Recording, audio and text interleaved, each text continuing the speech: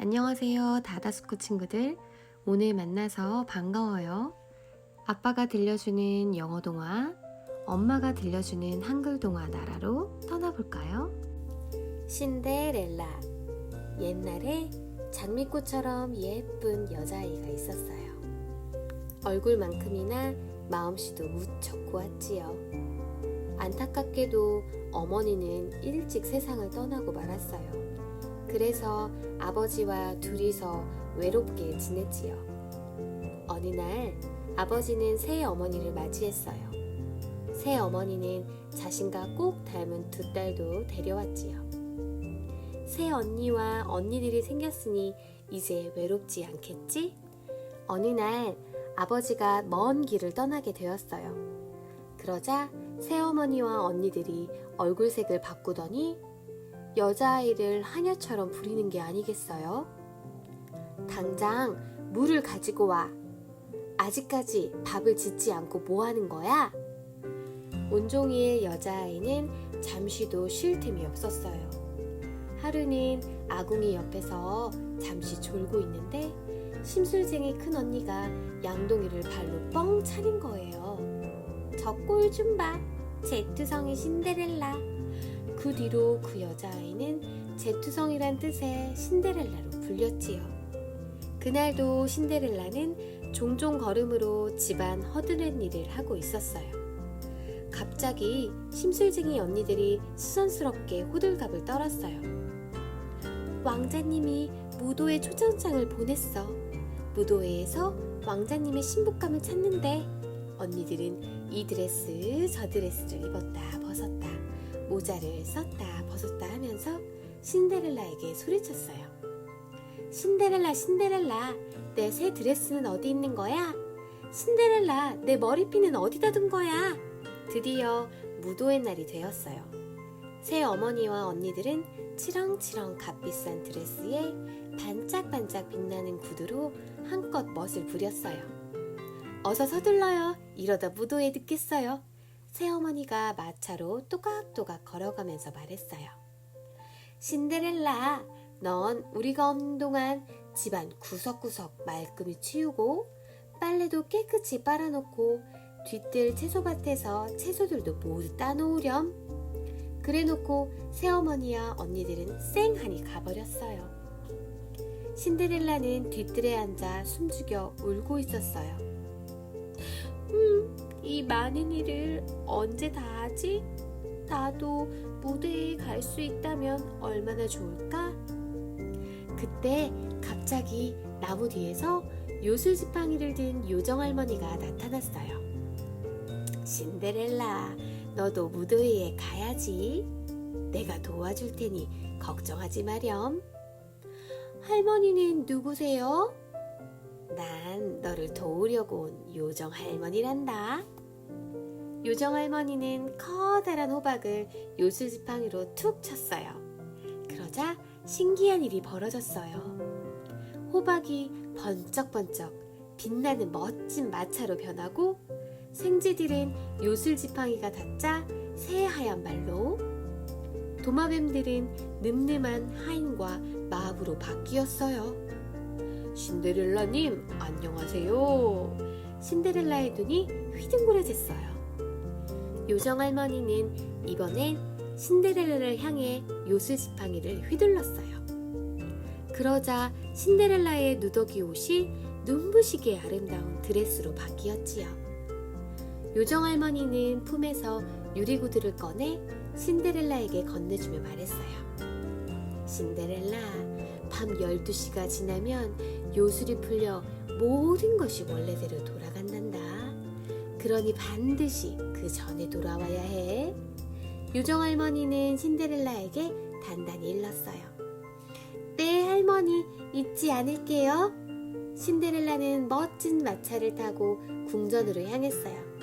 신데렐라는 무도회에 갈 수 있게 된 것이 꿈만 같았어요. 신데렐라가 나타나자 무도회장이 술렁거렸어요. 저 아름다운 아가씨는 누구지? 처음 보는 아가씨를 보고 모두들 넋을 잃고 신데렐라를 바라보았지요. 새 어머니와 언니들은 신데렐라를 알아보지 못했어요. 언니들은 시샘 가득한 눈으로 바라보았지요. 그때 왕자님이 신데렐라에게 다가와 손을 내밀었어요. 저와 함께 춤을 추시겠어요? 왕자는 줄곧 신데렐라와 춤을 추었어요. 이대로 시간이 멈추었으면 좋겠다. 신데렐라는 행복한 마음에 시간 가는 줄 몰랐어요. 그러다 문득 시계를 보니 시계바늘이 12시를 가리키고 있는 거예요. 잠시 뒤 땡, 땡, 땡. 어머나, 이제 집에 가야 할 것 같아요. 신데렐라는 화들짝 놀라 서둘러 무대의장을 빠져나왔어요. 멀리서 왕자님의 목소리가 들렸어요.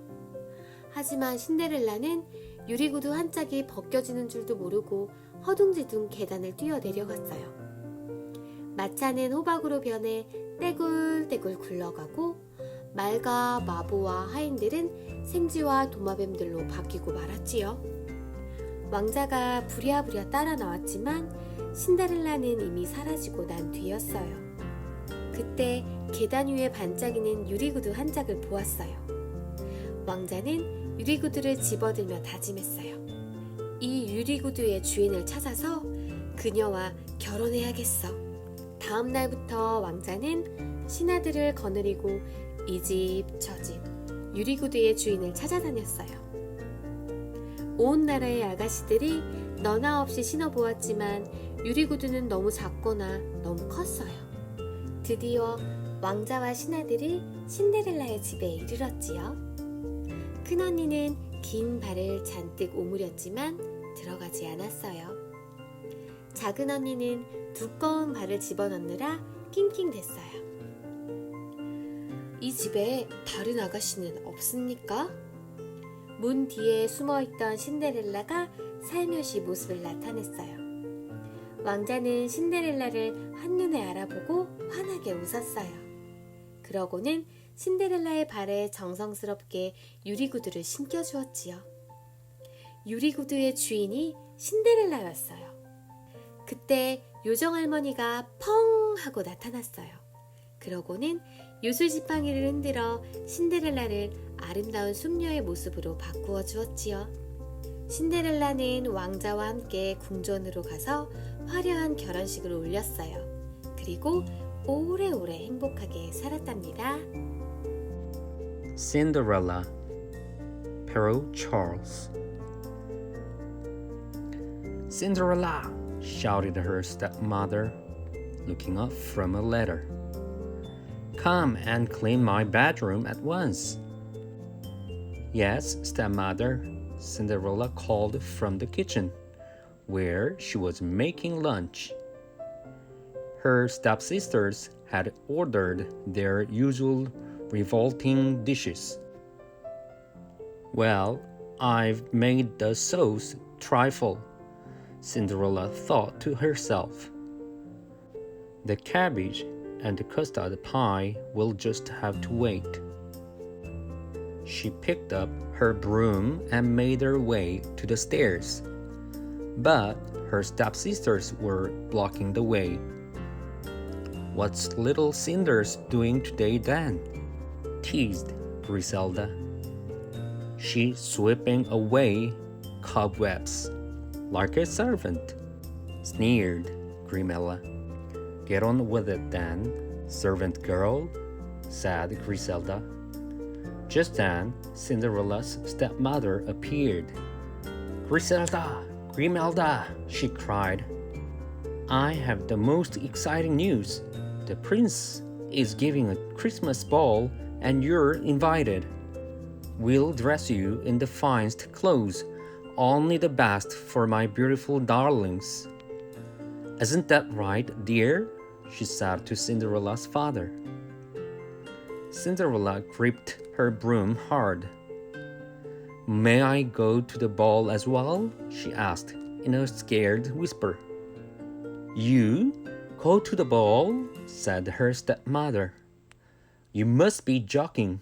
You belong in the kitchen. Cinderella turned to her father, but he coughed and looked away. He's too scared of stepmother to help me, thought Cinderella. If only I could go to the ball. We'll be the most beautiful girls there, chorused the stepsisters. I'm sure the prince will want to marry one of you, said their mother proudly. Now, Cinderella, she went on, as a special treat and since it's nearly Christmas. Yes, Cinderella cried. You may help Griselda and Grimella choose their dresses. All that week, bootmakers, dressmakers, wig makers, and hairdressers streamed through the door. Cinderella tried to make her stepsisters look as pretty as possible. It wasn't easy. Grimella wanted to wear a hat decorated with stuffed birds. Griselda chose a lime green dress with yellow spots. What about feathers rather than stuffed birds, Griselda? Cinderella suggested politely. And Griselda, I think the yellow dress suited you better. What would you know? Said Griselda. But you might be right. You must look grander than everyone else. Sew on lots of rubies and ribbons. Cinderella worked all day and all night, putting the finishing touches to their outfits. At last, they were ready. Cinderella's stepsisters gazed at themselves in the mirror. Don't we look gorgeous? They shrieked. We'll be the finest ladies at the ball. Oh, my Tinkerbells, you look wonderful, their mother gasped. Let's go. The coach is here. Cinderella, put up the Christmas decorations while we are gone. The front door was opened. There was a swish of skirts and a blast of cold air. Then Cinderella was left alone. As she struggled with the Christmas tree, tears blurred her eyes. Oh, she sobbed, getting tangled in tinsel.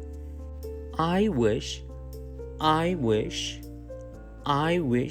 could go to the ball. A loud crash in the chimney made Cinderella look up. There, in the fireplace, covered in soot, was her grandmother.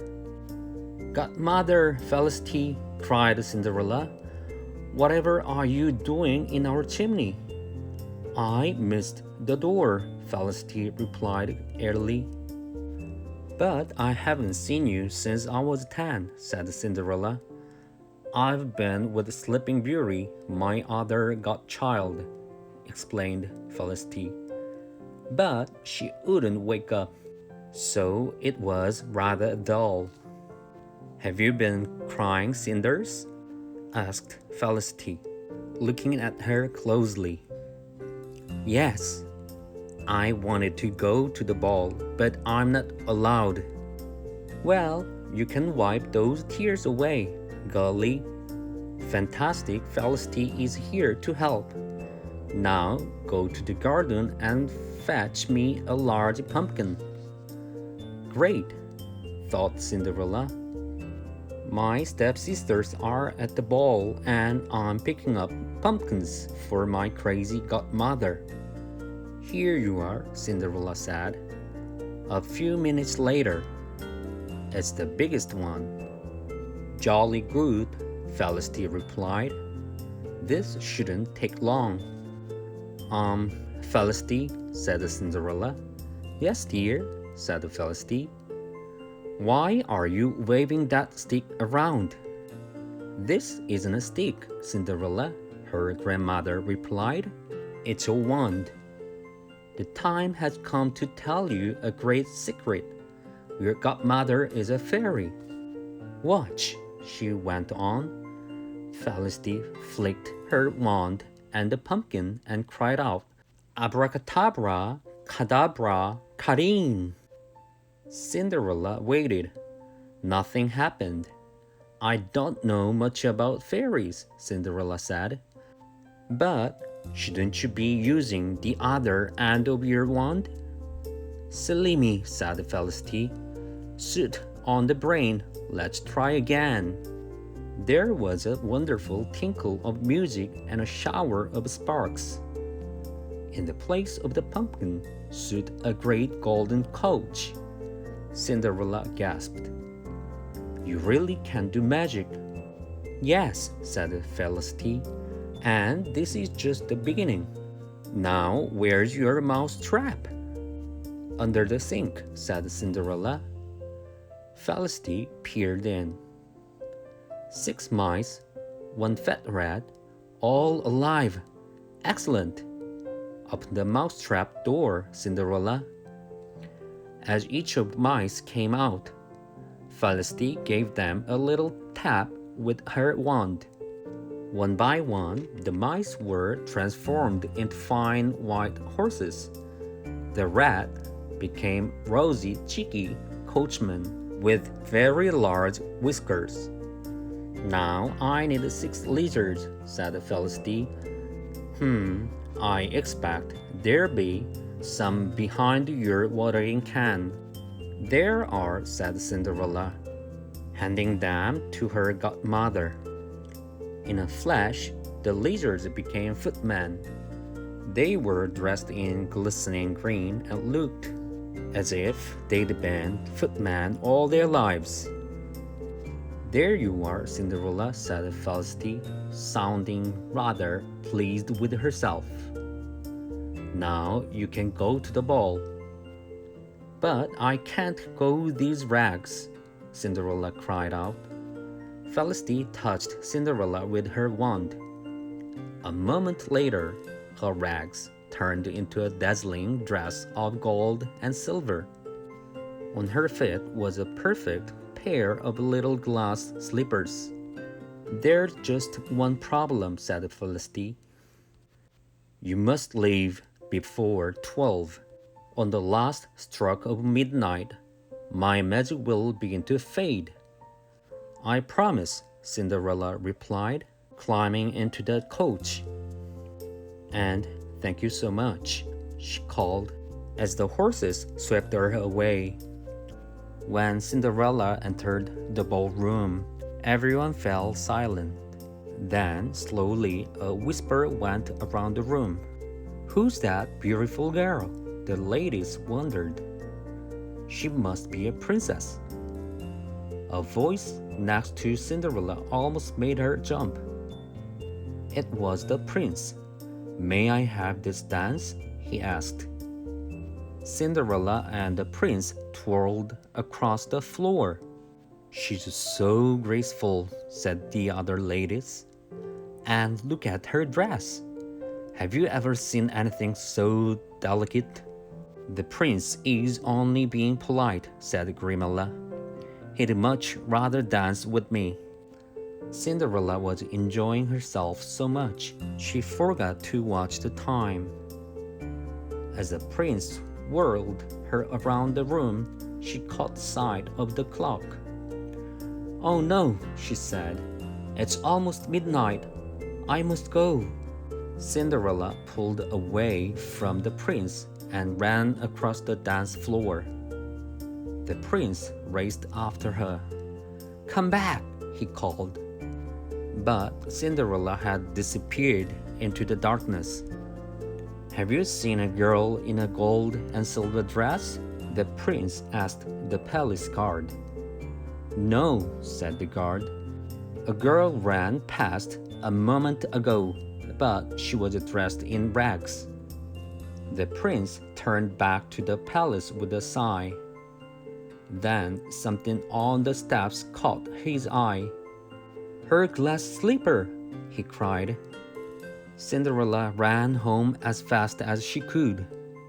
She arrived just before her stepsisters. How was the ball? Cinderella asked.